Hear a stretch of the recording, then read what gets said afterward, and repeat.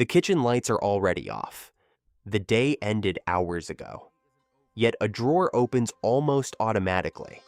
A bag of chips is taken out, opened, and a few minutes later, it's empty. There was no conscious decision. There wasn't exactly hunger, just the feeling that one bite wouldn't make a difference. Then another, and another. When awareness finally returns, all that remains is the crumpled bag and the old promise: this won't happen again tomorrow. This scene repeats itself daily in millions of homes around the world. It doesn't matter the age, profession, or level of knowledge about nutrition. People who manage companies, raise children, study for hours, or maintain a disciplined routine often find themselves unable to stop something seemingly simple: continuing to eat after hunger has passed.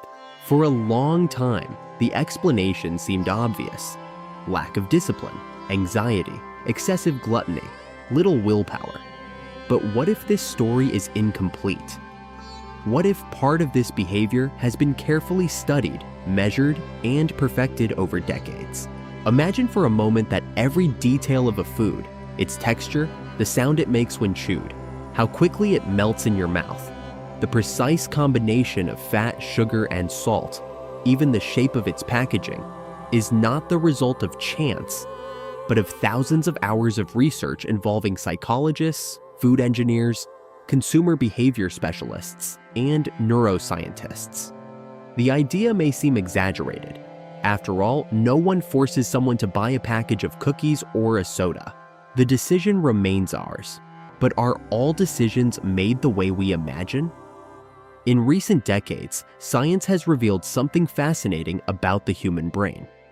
A large part of the choices we believe we make in a completely rational way actually happen before we are even aware of them. Our brain evolved to conserve energy. Instead of carefully analyzing every small decision of the day, it creates mental shortcuts, responds to environmental stimuli, and transforms repeated behaviors into automatic habits. This mechanism was essential for the survival of the species for thousands of years. The problem is that the environment in which we live has changed much faster than our brains have been able to keep up. Our ancestors had to search for food, face periods of scarcity, and seize any opportunity to consume energy-rich foods when they appeared. Today, the situation is exactly the opposite. The most attractive foods are available 24 hours a day, delivered to your door with a few taps on your cell phone screen. Supermarkets are carefully planned to trigger impulses. Apps send notifications at times when our resistance tends to decrease. Advertisements use images capable of activating desires before we even realize it. At the same time, the very composition of food has changed profoundly. Many modern products were not created simply to satisfy hunger. They were developed to provide an extremely pleasurable experience, capable of stimulating the brain to want to repeat that sensation again and again. This doesn't mean there's a secret conspiracy or that any food is an absolute villain.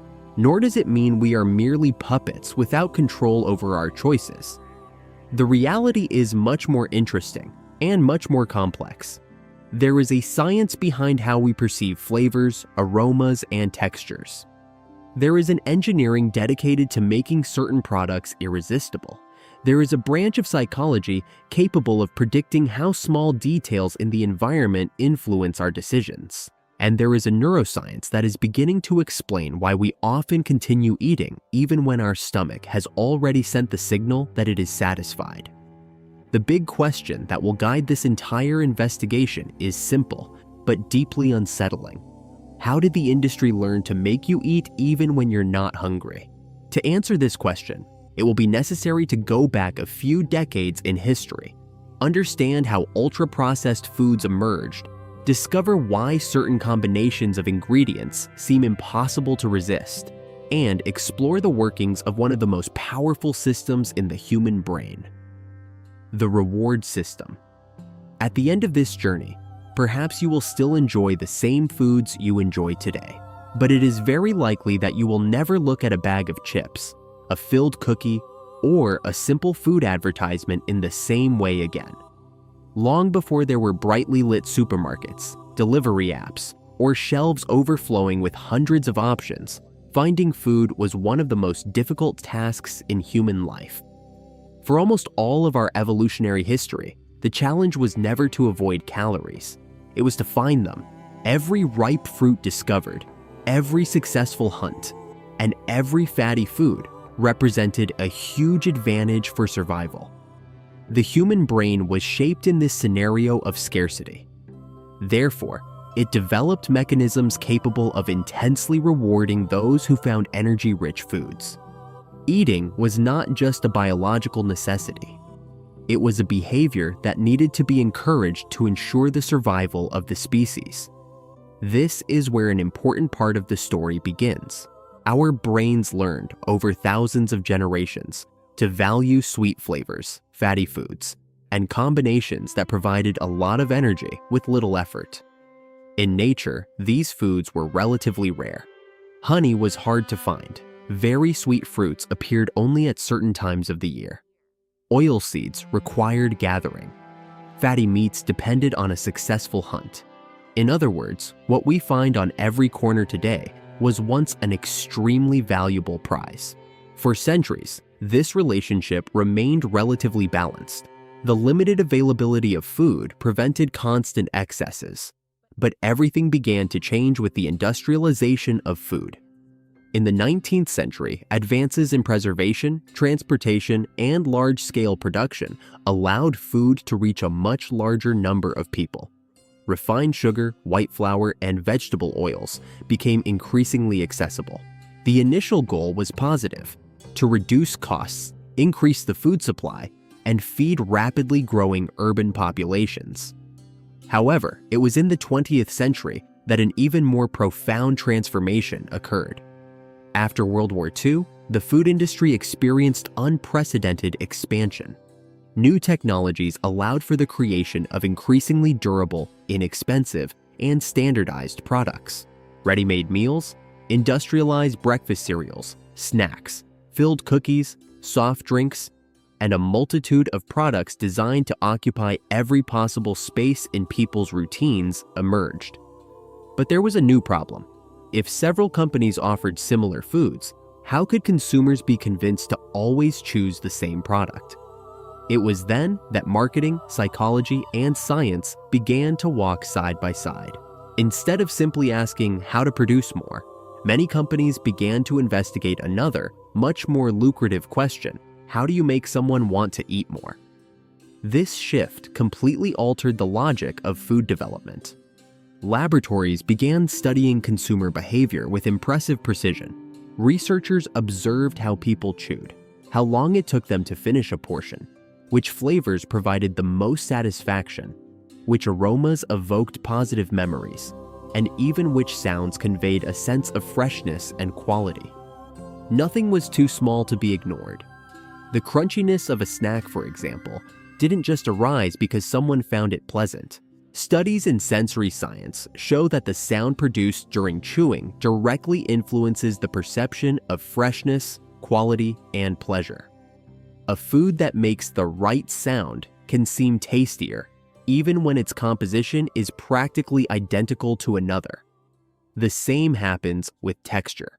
Products that melt quickly in the mouth are usually perceived by the brain as less heavy. This can reduce the feeling that we have already eaten enough, favoring the consumption of larger portions before the body fully registers the amount ingested. Another important concept began to gain ground: palatability. This term describes how palatable a food is, considering flavor, aroma, texture, and mouthfeel. The greater the palatability, the more likely the food is to make you want to keep eating. It's important to make a distinction. There's nothing wrong with producing flavorful food. Making a meal enjoyable has been part of cooking for thousands of years. The turning point came when technologies began to combine ingredients with extreme precision to maximize sensory pleasure, often regardless of the product's nutritional value. In this context, a concept widely discussed in food science emerged: the so-called bliss point, or point of maximum satisfaction. This refers to the ideal combination of ingredients, especially sugar, fat, and salt, capable of providing the greatest possible pleasure without causing premature satiety or making the flavor excessive. The goal is not to make a food seem extremely sweet or extremely salty. On the contrary, the combination is adjusted so that each bite stimulates the brain to crave the next. This balance is the result of numerous consumer tests, sensory analyses, and market research. It's not a hidden secret, but a practical application of the science of human behavior and perception. At the same time, another field of knowledge was gaining importance: the psychology of consumption. Researchers discovered that seemingly irrelevant factors profoundly influenced our choices. The color of the packaging, the size of the container, the product's position on the shelf, the supermarket lighting, the background music, and even the font used on a label can alter the perception of quality and increase the likelihood of purchase. Notice how the focus shifted. The competition ceased to be solely between foods. It began to be about the brain's attention. Each company tried to discover how to make its product more memorable, more desirable, and more present in people's daily lives. And the more research advanced, the more evident one finding became. Many food decisions happened automatically, guided by emotions, habits, and environmental stimuli long before any conscious reasoning. This discovery would pave the way for a new phase in the science of food, a phase in which understanding the human brain would become as important as understanding the foods themselves. And that's exactly where the story gets even more intriguing, because if foods began to be carefully designed to communicate directly with the brain's reward mechanisms, we need to understand how this dialogue happens. Why is it that some people can eat just one piece of chocolate, while others find it difficult to stop? Why do certain foods seem to catch our attention even after we've finished a full meal? The answers aren't just in the food. They begin within our own minds. Imagine two people entering the same supermarket. Both intend to buy only what they need for dinner. Neither plans to buy chocolates. Neither thinks about snacks, much less about soda. 15 minutes later, the shopping carts tell a completely different story. A package of cookies appeared almost inexplicably. A chocolate bar was placed next to the checkout. A soda was added because it was on sale. A dessert seemed like a good idea. The question is inevitable. At what point was this decision made? Most people believe they choose food solely based on taste, but that's only a small part of the story. In practice, the brain begins to form its opinion long before the first bite. It all starts with sight. In a few seconds, our visual system identifies colors, shapes, and patterns that carry meanings built up throughout life. Shades of red and yellow often convey energy, intensity, and urgency. Green packaging evokes freshness and nature. Black can suggest sophistication. Gold is often associated with the idea of superior quality. These associations are not universal, nor do they determine our choices on their own, but they influence expectations. Several studies in consumer psychology show that what we expect from food alters how we perceive its taste afterward. Next, touch comes into play. A more rigid package can convey a greater sense of quality.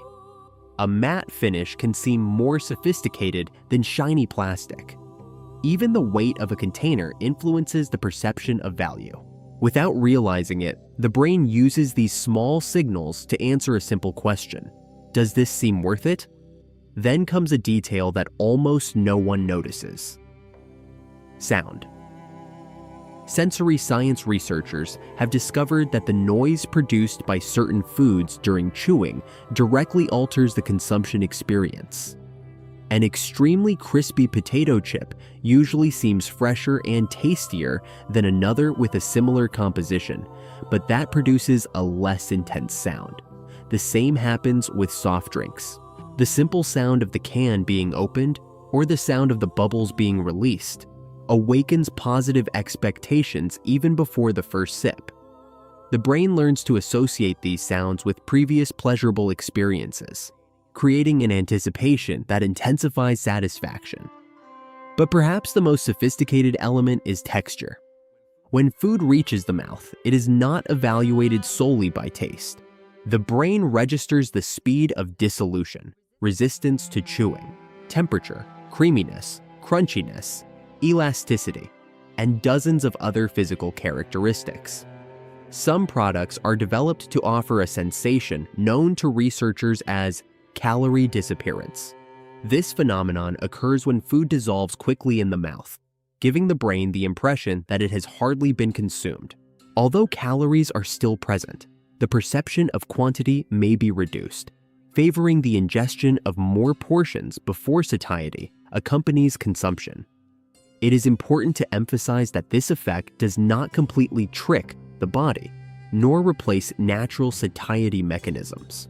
What science suggests is that certain sensory characteristics can delay or decrease the conscious perception of the amount ingested, especially when the person eats distractedly. Now think of a bag of chips. The units have similar size, similar shape, similar color, similar temperature. Each bite delivers virtually the same experience. This is no coincidence either. The brain likes predictability. When each bite offers a similar reward, a comfortable rhythm of consumption is created. There's no need to stop and evaluate each bite. The behavior becomes almost automatic. Meanwhile, another mechanism kicks in: variety. At first glance, it seems contradictory. If we enjoy repetition so much, why are there packages with different flavors, special editions, and increasingly creative combinations? The answer lies in a phenomenon known as specific sensory satiety. When we repeat the exact same flavor many times, the pleasure tends to gradually decrease. The brain loses some of its enthusiasm. Introducing new aromas, new textures, or small changes to the recipe helps renew this interest, prolonging the desire to consume. This is why a buffet with dozens of options usually stimulates greater intake than a meal composed of few foods. It's not just the quantity available. Diversity keeps the reward system more active. Another almost invisible detail is portion size. Research in eating behavior shows that people often use external cues to decide when to stop eating. The size of the plate, the glass, the packaging, and the portion served influences this perception. When a package is larger, many people end up consuming more before even realizing they've exceeded their initially planned amount. Not because they've completely lost control, but because the brain interprets the container as a reference for what a normal portion would be. The arrangement of the food also makes a huge difference. Products placed at eye level receive more attention. Items near the checkout counters take advantage of moments of decision fatigue when the brain has already made dozens of small decisions throughout the purchase and tends to act more impulsively. Promotions like buy 3, get 2 free exploit another mental shortcut: the feeling of opportunity. Even when there was no intention to buy, the perception of savings can justify a decision that would hardly be made under other circumstances. And then there's the most powerful factor of all: memory. The brain registers much more than just flavors. It associates foods with birthdays, holidays, family gatherings, celebrations, movies, football games, childhood, and moments of emotional comfort. After repeated positive experiences, simply smelling a specific aroma or seeing a particular package is enough to partially reactivate those memories. At that moment, the urge to eat can arise even in the absence of any energy need. It's not the stomach speaking. It's a memory. It's an expectation. It's an association built over years. Notice how all these pieces begin to fit together. The packaging sparks curiosity. The color creates expectation. The aroma prepares the brain. The texture increases pleasure. The sound reinforces the perception of quality. Memory connects the food to positive emotions. Each element in isolation exerts a limited influence. But when they all act together, they form an extremely engaging experience. This doesn't mean we are condemned to respond automatically to these stimuli. It only means that our brain functions exactly as it evolved to function, using shortcuts, learning from past experiences, and responding quickly to the environment. But we still need to understand the most important mechanism in this whole story. Why do these experiences leave such deep marks? What happens inside the brain so that a simple food can generate so much expectation, so much desire, and sometimes so much difficulty in stopping? To answer this question, we need to enter the universe of neuroscience. It is there that we will discover that the true battle between hunger, desire, and reward happens long before the food reaches the stomach. If it were possible to observe the human brain at the exact moment someone passes by a candy store window, one discovery would surprise most people. Even before the person decides to buy anything, several brain regions have already begun to work. The brain doesn't wait for the first bite to react. It reacts to the expectation. A familiar smell, a known package, the shine of a chocolate bar, the steam rising from freshly baked bread. These small signals are enough to activate circuits that during millions of years of evolution helped our ancestors quickly identify valuable opportunities to obtain energy. It is precisely here that one of the biggest misconceptions about food arises. We tend to imagine that there is only one type of hunger. In reality, researchers distinguish at least two different phenomena. The first is physiological hunger. It appears when the body truly needs energy. Several hormones and signals sent by the digestive tract, adipose tissue, and the brain help regulate this process. The sensation usually arises gradually and tends to decrease after a sufficient meal. The second phenomenon is known as hedonic hunger. In this case, the desire to eat arises primarily from the expectation of pleasure, not from energy needs. This is why someone might finish a full lunch, feel satisfied, and a few minutes later find room for a much-desired dessert. The stomach is already relatively full, but the brain remains interested. This difference is fundamental to understanding modern eating behavior.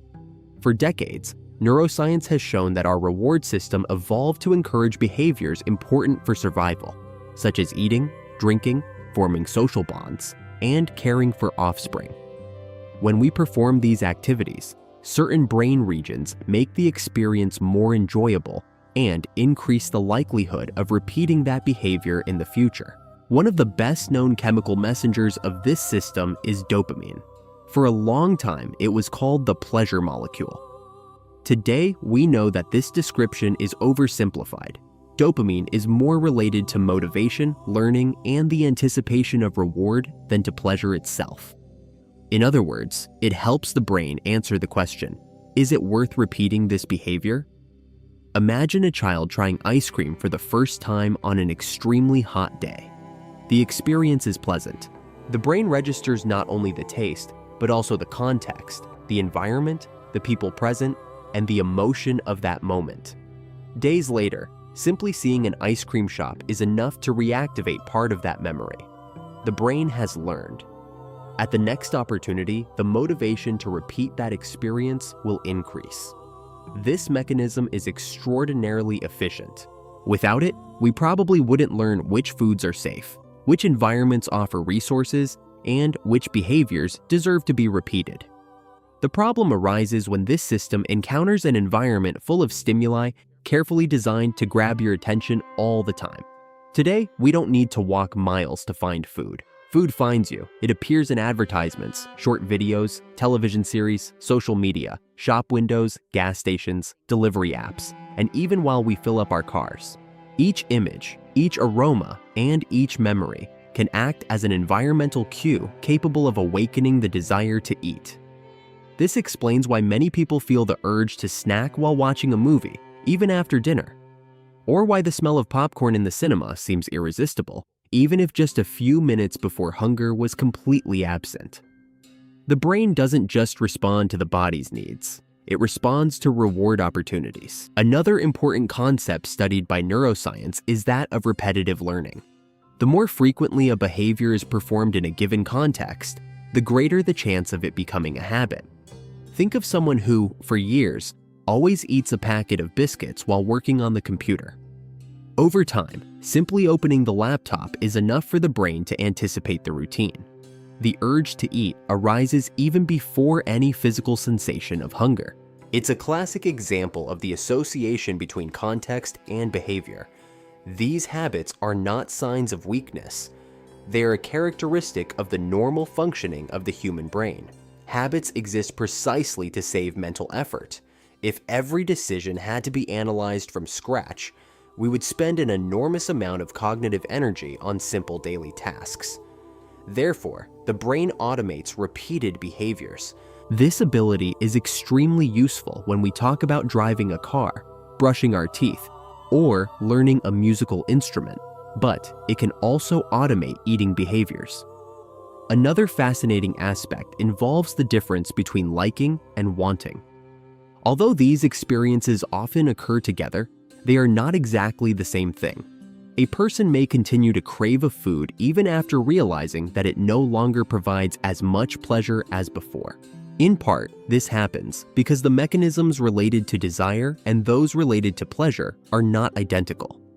This distinction helps explain why some people say, "It wasn't even that tasty, but I kept eating it." It doesn't mean they completely lost control. It means that different brain systems participated in the decision. Furthermore, factors such as sleep deprivation, chronic stress, anxiety, and mental fatigue can reduce the ability to resist impulses in certain situations. After an extremely tiring day, the brain tends to favor choices that offer quick rewards and require little effort. This doesn't happen because the person has suddenly become less disciplined. It's a complex interaction between emotions, context, learning, and brain function. At the same time, it's important to avoid exaggerated interpretations. Not all exposure to tasty foods automatically leads to overeating. Nor does everyone respond the same way to the same stimuli. Genetics, life experiences, food culture, socioeconomic conditions, routine, sleep quality, mental health, and countless other factors influence this process. Science doesn't point to a single cause. It shows a network of mutually reinforcing factors. This is precisely the main conclusion of the most recent research. Human eating habits cannot be explained solely by hunger, nor solely by willpower, nor solely by the composition of food. It arises from the constant interaction between biology, environment, memory, emotions, culture, and learning. And perhaps this is the most important discovery of all this research. Most people believe that the decision to eat happens the moment they reach for food. But often, this decision began several minutes or even several hours before. It began when an advertisement appeared on a cell phone screen, when an aroma wafted through a shopping mall corridor, when a childhood memory was awakened, when a habit repeated hundreds of times was automatically activated. Realizing this doesn't mean relinquishing responsibility for one's own choices. It means understanding that making conscious choices requires more than simply relying on willpower. It requires understanding the environment in which we live. Because in the modern world, the real struggle over what we put on our plate begins long before we feel hungry. Most mornings, nobody wakes up saying, "Today, I'm going to eat more than I need." Yet, it happens. And, curiously, it almost never starts at the table. It starts much earlier. It starts in the environment. Imagine you enter a supermarket just to buy milk and bread. Right at the entrance, fresh fruits and flowers create a feeling of quality and well-being. The lighting is pleasant. The music plays at a comfortable rhythm. The smell coming from the bakery evokes fond memories. None of this was placed there by chance. Modern retail has been studying for decades how people move through the aisles. Heat maps show where consumers tend to look, which paths they take, how long they stay in certain sections, and which products receive the most attention. Impulse-purchased foods rarely occupy random positions. The most profitable products are usually located exactly where the eyes first land. Children perceive products differently than adults because many items aimed at children are positioned at their eye level. The sweets near the checkout also follow a logic. After 40 or 50 minutes of making small decisions, comparing prices, choosing brands, remembering the shopping list, the brain begins to exhibit a phenomenon known in psychology as decision fatigue. This doesn't mean the ability to decide disappears, but that quick and impulsive choices tend to become more likely after many consecutive decisions. At that moment, a chocolate bar placed within easy reach might seem much more appealing than it did at the store entrance. Now, replace the supermarket with your cell phone. You open an app just to reply to a message. A few minutes later, a video appears showing an extremely juicy hamburger. Right below, a free delivery promotion. Later, a notification informs you that your favorite restaurant is offering a limited time discount. Hours later, another message reminds you that only 15 minutes left for the promotion to end. None of these stimuli compels anyone to order food. But all of this increases the opportunities to think about it, and the more frequently we think about a behavior, the greater the chances of performing it, especially when it's already part of our routine. Technology has made it possible to personalize these stimuli like never before.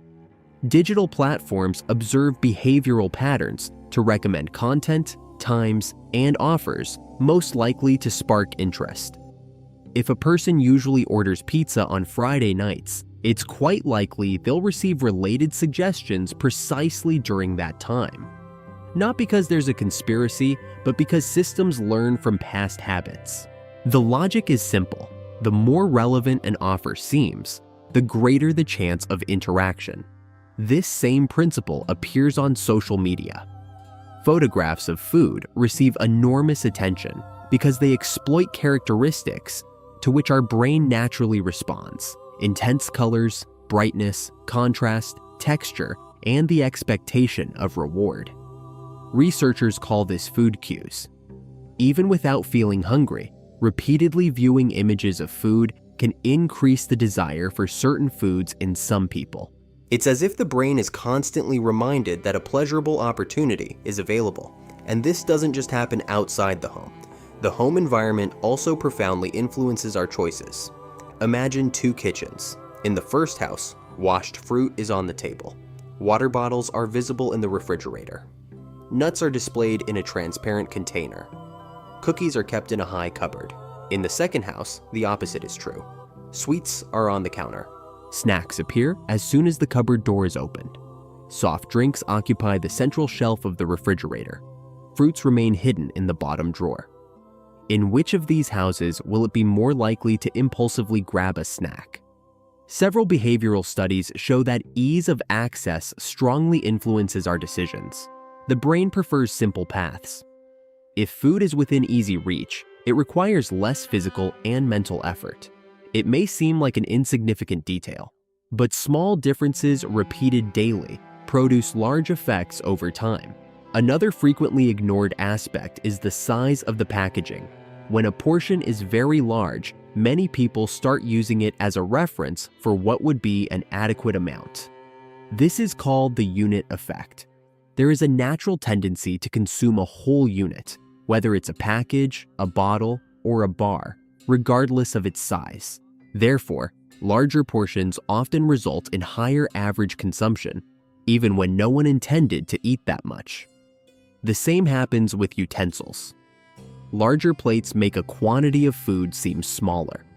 Tall, narrow glasses can alter the perception of the volume served compared to short, wide glasses. These are small perceptual illusions that influence our behavior without us realizing it.